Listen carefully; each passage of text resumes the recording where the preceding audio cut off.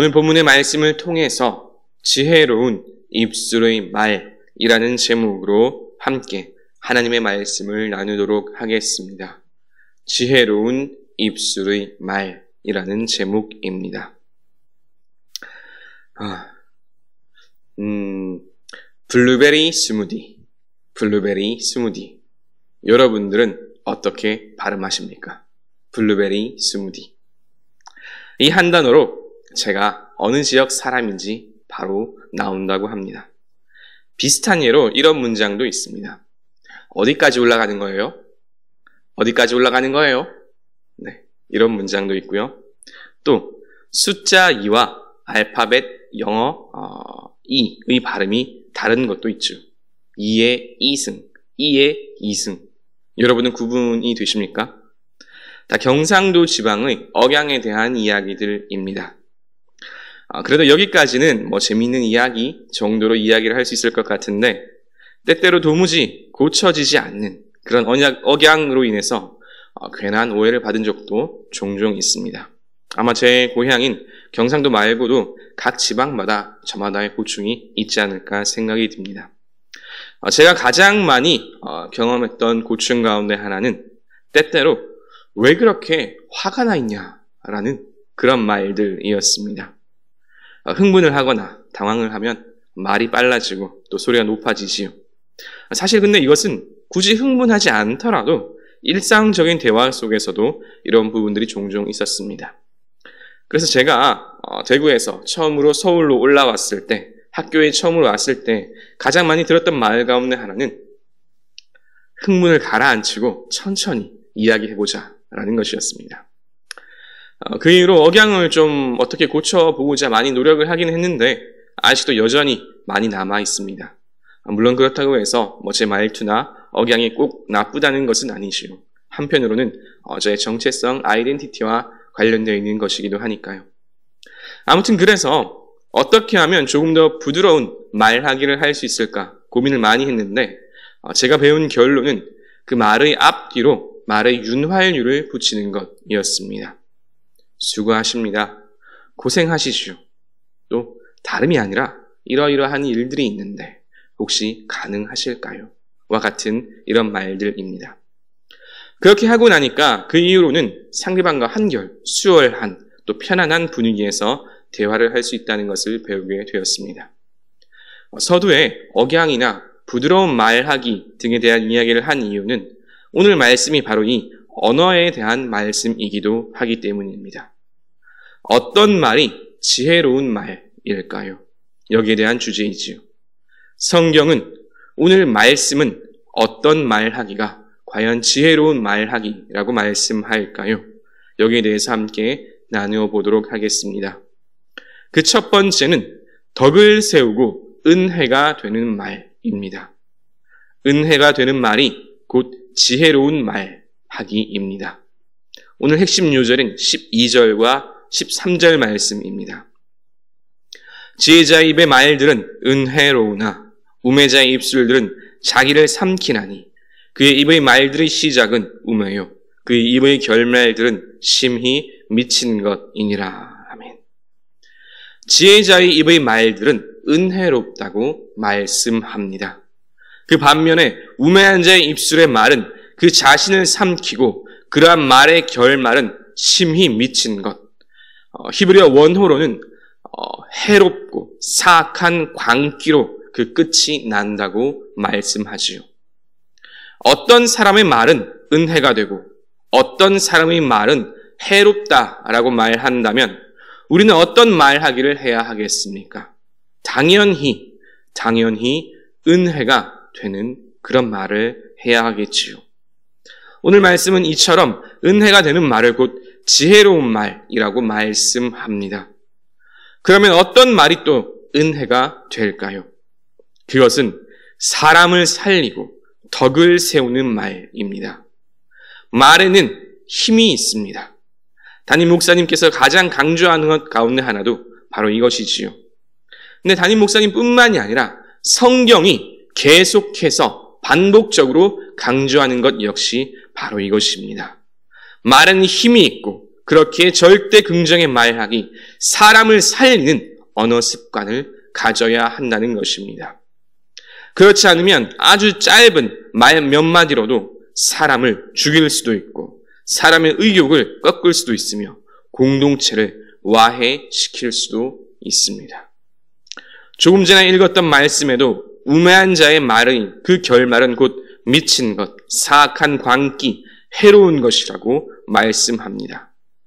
조금 더 적나라하게 말하면 사람을 세워주고 격려하고 살리는 말, 이와 같은 말이 아니라면 다른 말들은 자기 자신을 삼킬 뿐만 아니라 그 공동체까지도 삼킬 수 있는 그런 해로운 말이라고 하는 것이지요.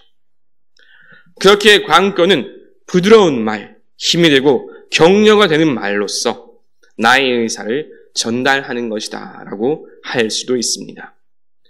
똑같은 사안이라도 어떻게 말하느냐에 따라서 사람을 세우고 공동체를 세울 수도 있지요.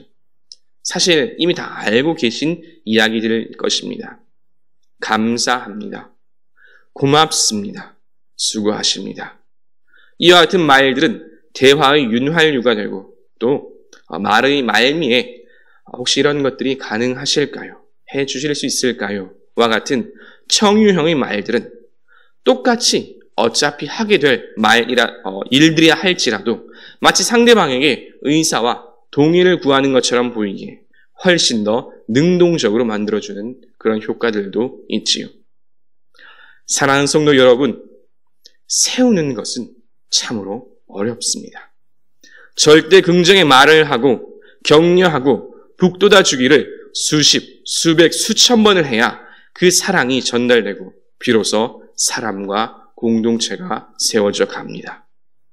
그러나 날카로운 말, 계산하고 재단하는 말, 비판하는 말, 감정이 실리고 부정을 쏟아내는 말들은 단 몇 마디 말만으로도 공동체를 박살내버리고 심지어 그 흔적조차 없던 것으로 만들어버릴 수도 있지요. 성경은 그러한 말을 곧 우매한 말, 그리고 우매한 사람이라고 말씀합니다. 에베소서 4장 29절 말씀입니다. 무릇 더러운 말은 너희 입 밖에도 내지 말고 오직 덕을 세우는데 소용되는 대로 선한 말을 하여 듣는 자들에게 은혜를 끼치라. 우리 그리스도인들은 오직 덕을 세우는 말, 선한 말, 그래서 듣는 모든 이들에게 은혜를 끼치는 말을 해야 합니다. 이것이 성경이 말하는 지혜로운 말입니다. 지혜로운 말, 그 두 번째는 불필요한 말을 하지 않는 것입니다. 많은 말을 쏟아내면 필연적으로 그 안에는 불필요한 말, 쓸데없는 말이 들어갈 수밖에 없겠지요. 우리가 잘 아는 수많은 속담과 격언에도 말을 많이 하는 것이 그다지 도움이 되지 않다고 하는 그런 이야기들이 많이 있지요. 말이 씨가 된다는 속담부터 시작해서 새치혀가 사람을 잡는다라는 속담, 그래서 침묵이 금이라는 속담까지 이처럼 수많은 속담과 격언이 공히 강조하는 것은 말을 많이 하는 것이 별로 도움이 되지 않는다는 것입니다. 심지어 때때로 오히려 악한 결과를 불러올 수도 있다고 말합니다. 그리고 오늘 말씀은 이것을 더욱더 적나라하게 보여줍니다. 14절 말씀, 우매한 자는 말을 많이 하거니와 사람은 장래일을 알지 못하나니 나중에 일어날 일을 누가 그에게 알리리요. 아멘. 많은 말 속에는 굳이 안 해도 되는 말, 불필요한 말들이 포함될 뿐만 아니라 내가 했던 그 말들이 결국 그 본인에게로 돌아온다는 것입니다. 내가 했던 비판들, 계산하고 재단했던 그러한 말들이 결국 나중에 나에게도 그대로 적용된다는 말이지요. 그렇게 장래일을 알지 못하고 우매한 사람들은 계속해서 말한다는 것입니다. 그가 했던 수많은 말들이 마치 자기와는 무관한 듯이 그렇게 말했으면서 마치 나는 아무런 말의 실수와 잘못을 하지 않을 수 있다는 듯이 말했지만 그 수많은 뱉어낸 말들이 결국 자기에게로 돌아오게 된다는 것이죠. 그러나 더욱 안타깝고 슬픈 사실은 이렇게 수많은 말들로서 비판하고 상처를 주고 불필요하게 그런 말들, 일들을 만들어냈던 그 사람들 곁에 지금까지 나누었던 이 비극들을 말해줄 사람들조차 없다는 사실입니다. 수많은 말들로서 불필요한 말들을 만들어냈던 그 사람들 곁에는 그와 같이 슬픈 비극적인 일들을 말해줄 사람조차 곁에 없다는 것이죠. 나중에 일어날 일을 누가 그에게 알 일이요. 참으로 안타깝고 슬플 따름입니다. 그렇게 하나님의 말씀 성경은 계속해서 많은 곳에서 반복적으로 말씀합니다. 잠언 10장 19절 말씀, 말이 많으면 허물을 면하기 어려우나 그 입술을 지향하는 자는 지혜가 있느니라. 잠언 17장 28절 말씀, 미련한 자라도 잠잠하면 지혜로운 자로 여겨지고 그의 입술을 닫으면 슬기로운 자로 여겨지느니라. 아멘. 입술을 제어하여 불필요한 말들을 많이 내뱉지 않는 것, 이것이 성경이 말씀하는 지혜로운 말하기입니다. 마지막 세 번째 지혜로운 말하기는 다른 사람의 험담을 하지 않는 것입니다. 특히 날카로운 말로써 타인을 비판하지 않는 것이 중요하지요. 우리가 신앙생활을 하면서 반드시 알아야 할 진리는 비판은 결코 선한 결과를 이끌어내지 못한다는 사실입니다. 비판은 결코 선한 결과를 이끌어내지 못합니다.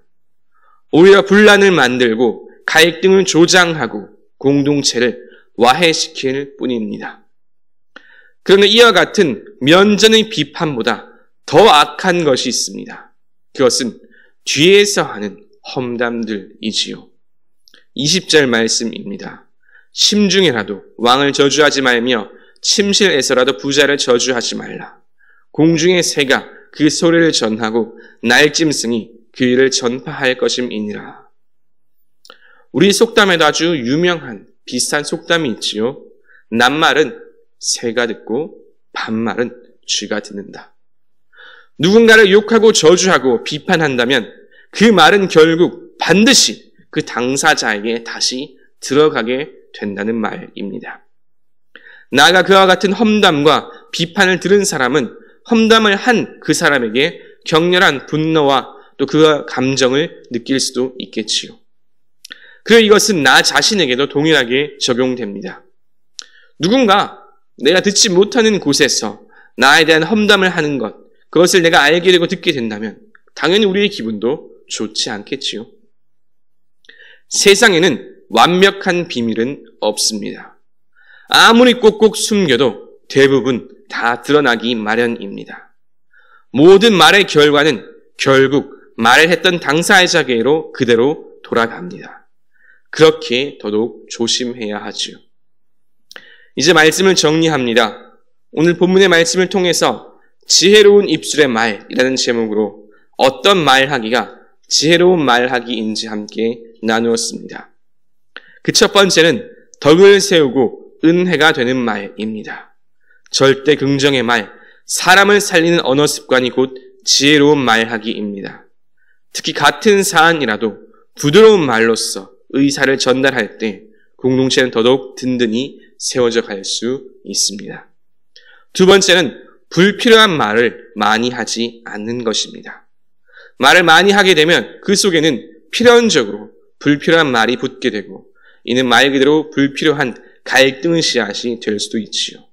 그것보다는 입술을 제어함으로 말을 적게 하는 것이 훨씬 더 유익합니다. 마지막으로 비판하지 않고 험담하지 않는 것이 곧 지혜로운 말하기입니다. 비판은 결코 선한 결과를 이끌어낼 수 없습니다. 나아가 뒤에서 하는 험담은 크나큰 분노의 씨앗이 되기도 합니다. 이 세상에 완벽한 비밀은 결코 없습니다. 모든 말은 결국 나에게로 반드시 돌아옵니다.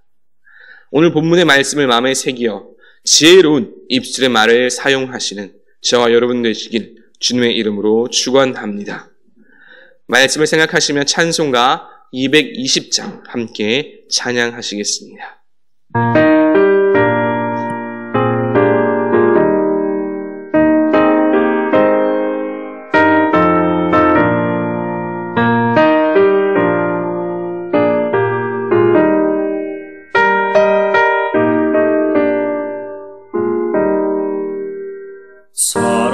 사랑하는 주님 앞에 형제자매 한자리에 크신 은혜 생각하며 즐거운 찬송 부르네.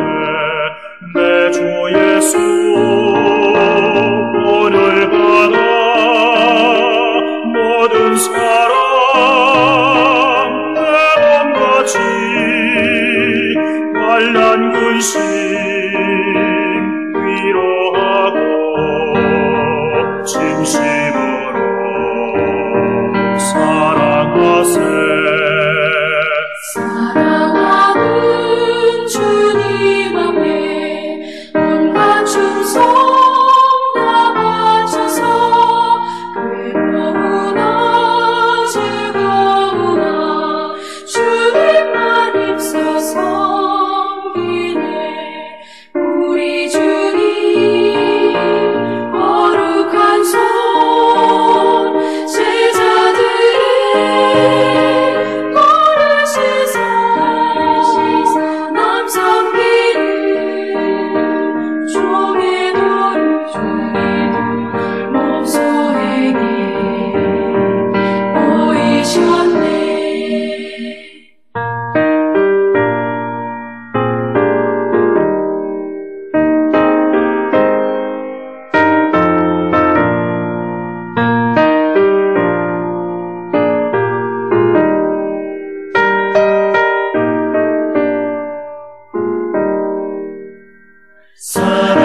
사랑하는 주님 예수 같은 주로 섬기다니 한 피마다 한 몸이로 형제여 친구들이여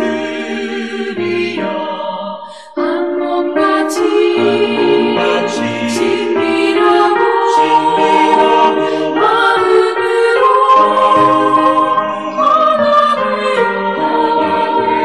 우리 주님 크신 뜻을 지성으로 주내 가세.